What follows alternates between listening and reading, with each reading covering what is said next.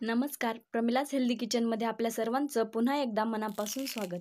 तर आज आपण पोह्यांपासून अतिशय कुरकुरीत असे हे कुरकुरे पाहणार आहोत.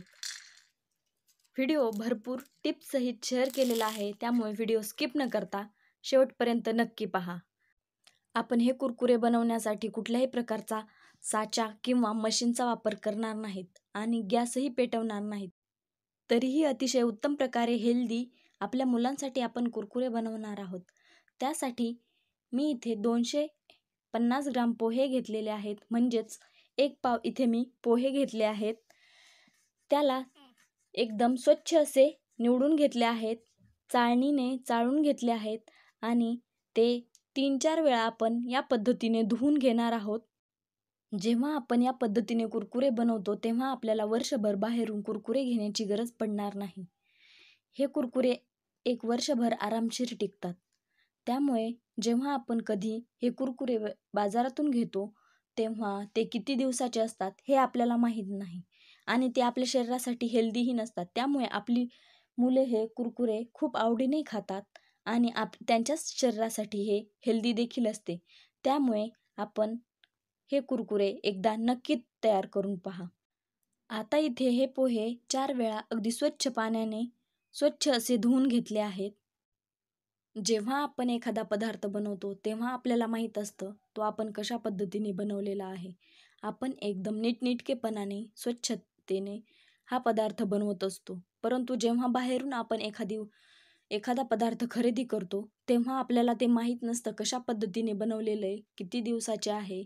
त्यामुळे आणि विशेष म्हणजे हे पोह्यापासून बनवलेले असल्यामुळे आपल्या शरीराला कुठल्याही प्रकारचं नुकसान होणार नाही.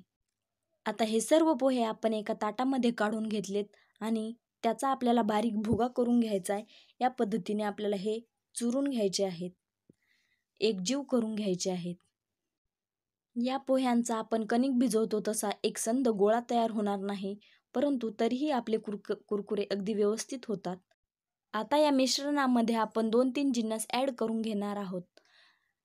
त्यामध्ये टाकून घेतली अर्धा चमचा जिरं, अर्धा चमचा लाल मिरची पावडर आणि थोडीशी कोथिंबीर टाकून घेतली आहे. कोथिंबीरमुळे आपले कुरकुरे हे दिसायलाही छान दिसतात. आता थोडासा आपल्याला खाण्याचा सोडा टाकून घ्यायचा आहे आणि चवीपुरतं मीठ टाकून घ्यायचं आहे. जास्तीचे कुठलेही मसाले नाही वापरले तरी चालते. तळल्यानंतर तुम्हाला जर थोडंसं चटपटीत हवं असेल तर तुम्ही इथे चाट मसाला किंवा इतर तुमच्या आवडीचा कोणताही मसाला वापरू शकता. आता आपल्याला हे सर्व पुन्हा मिक्स करून घ्यायचे, मळून घ्यायचे. थोडंसं कोरडं वाटत असेल तर तुम्ही इथे थोडंसं पाणी वापरू शकता, कारण पोहे हे भरपूर पाणी शोषून घेत असल्यामुळे ते मळताना थोडंसं पाणी टाकलं तरी चालेल. आता हे मळून झालेलं आहे. मी आधीच म्हटल्याप्रमाणे आपण इथे कोणत्याही साचा किंवा मशीनचा वापर करणार नाहीत, कारण प्रत्येकाकडेच कुठलंही मशीन अवेलेबल असतं असं नाही.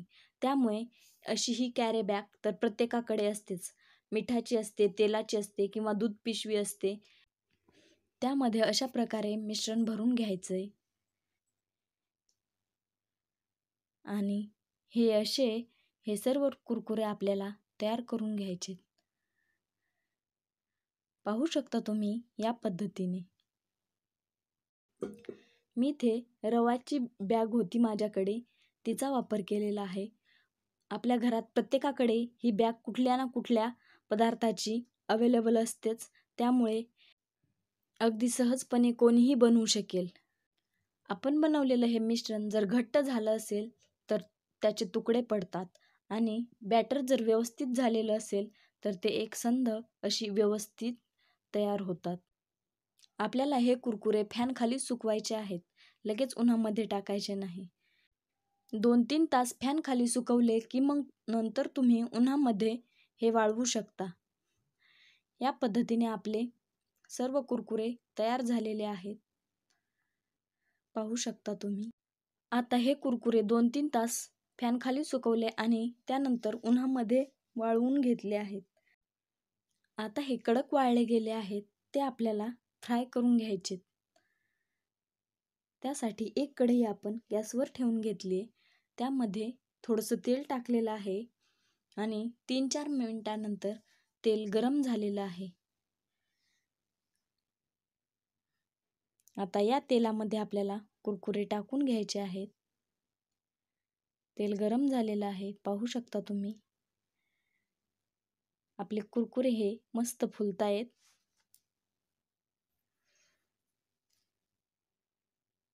आपण बनवलेल्या साईजपेक्षा 2-3 पट मोठे होत आहेत, म्हणजे अगदी कुरकुरीत झालेले आहेत. आता आपण हे एका ताटामध्ये काढून घेणार आहोत. आता सर्व कुरकुरे आपण याच पद्धतीने तळून घेणार आहोत. आपण इथे कुठलेही जास्तीचे मसाले वापरलेले नाही आहेत. तुमची मुले जर लहान असतील तर तुम्ही इथे तिखट नाही टाकलं तरी चालेल, किंवा तुम्ही तुमच्या आवडीनुसार इथे तिखट कमी जास्त करू शकता. विशेष म्हणजे लहान मुले हे कुरकुरे खूपच आवडीने खातात. आता इथे सर्व कुरकुरे आपण तळून घेतलेले आहेत. तुम्हाला जर चटपटीत हवं असेल तर तुम्ही थोडासा चाट मसाला, लाल मिरची पावडर टाकू शकता. हे कुरकुरे पाहू शकता तुम्ही किती कुरकुरीत झालेले आहेत. याचा आवाज देखील पाहू शकता. आजची आपली रेसिपी कशी वाटली हे कमेंट करून नक्की सांगा. आवडल्यास व्हिडिओला लाईक करा आणि असेच नवनवीन व्हिडिओ पाहण्यासाठी चॅनलला सबस्क्राईब करा.